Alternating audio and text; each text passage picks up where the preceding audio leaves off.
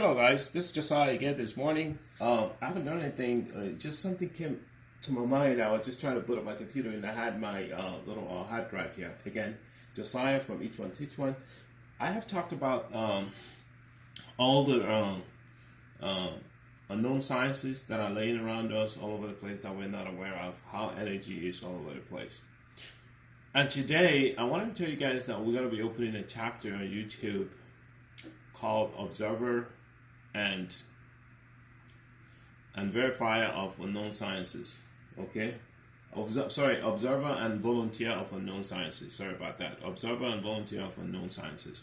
So what the chapter will be doing is inviting everybody who has all this knowledge, old knowledge, ancient knowledge that wasn't really that wasn't investigated, that was like pretty much dismissed, and nobody investigated them. We want to look into it because we think looking at all these kind of sciences and technology will help us save the earth from so much carbon print that we're living out there. That it's possible we can use these things as another alternative source of energy. So that's how this thing all started.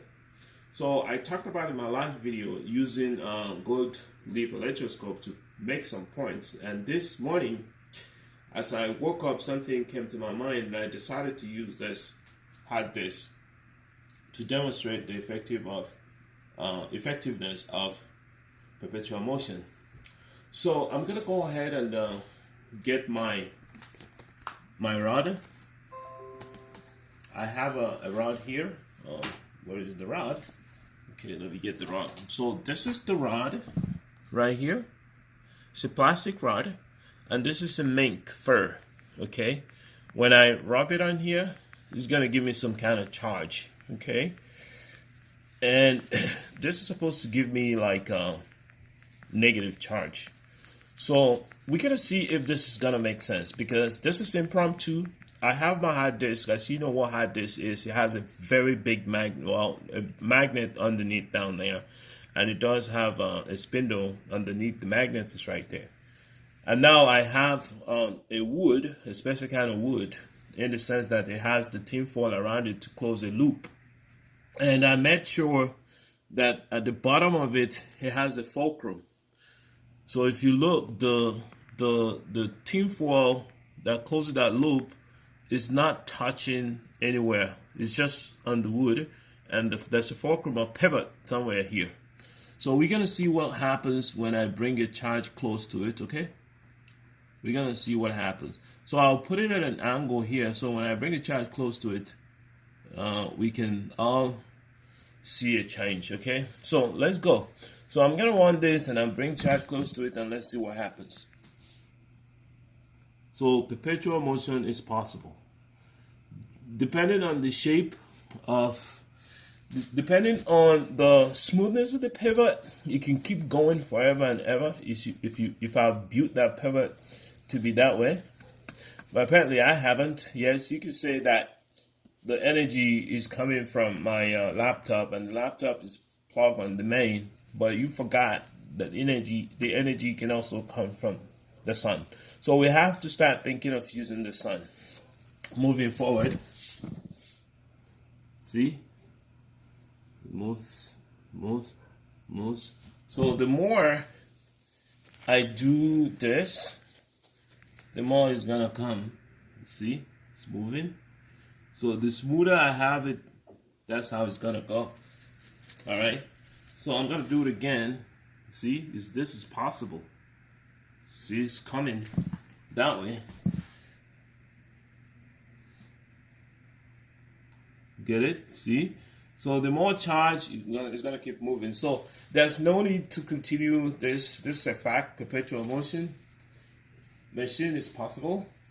And I am going to try another way. I'm gonna use this. This is plexiglass. I'm gonna rub it on paper towel, and we're gonna see how that one goes. So this is it here. So this is obeying the law of perpetual motion. We talked about the line of surface integral in a closed loop of an electric field does work by moving coulomb of charges from point A to point B. This voltage here is saying that it's equal to the work done to move the column of charges, which in this case is equal to negative rate of change of the magnetic flux in the direction of the enclosed loop. So we can see it here. If this one has effect on it, apparently the positive charge does not have effect on it. Let's try again. Only the negative charge rod has effect on it. Okay, so let's get the other one and see what we can derive from it. Okay, so we get the negative charge going immediately and then try that one immediately. See? We get that one going immediately and then try that one. Okay, so what I will do now from what just happened, I will go the other way around. Okay, see, I figured it out. So this is the glass, okay? So because I fed it with the negative charge, now when I brought the glass, it did something. You see? So it recognizes the polarity in Lenz's law, as well as Faraday's law of induction. All these three put together with the Gaussian law gives you the law of perpetual motion, which I've already defined to you guys. Okay? So once you move this way, the only way to make it go the other direction will be a different charge. Okay? Which in this case, see?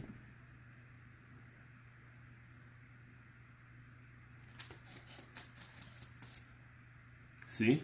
Now when we get the plexiglass, we notice a different direction. Okay, plexiglass didn't do nothing. This time, let's try it on wall. We try it on wall. And this will be the last one I'm gonna do. So that tells us that we have to feed it with negative charge. Once we feed it with negative charge, we get to move. There you go.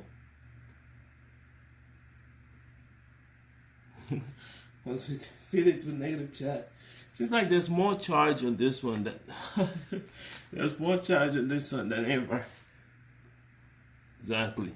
See, move back that way, and that's it for me.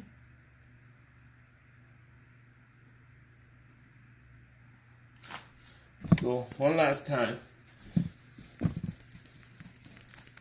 All right, let's do it.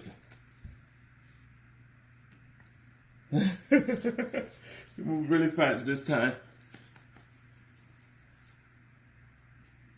There you go. That's it. Thank you. That's it for me. Take care, guys. So this show goes to show that there's so much energy around us that we can tap into. And we're just doing this video, as is always our custom, and trying to support and encourage the continental youth to keep moving forward and looking within themselves for the solutions that they need for their local problems. Thank you guys again, and look out for OVUS, Observer and Volunteer of Unknown Sciences, moving forward.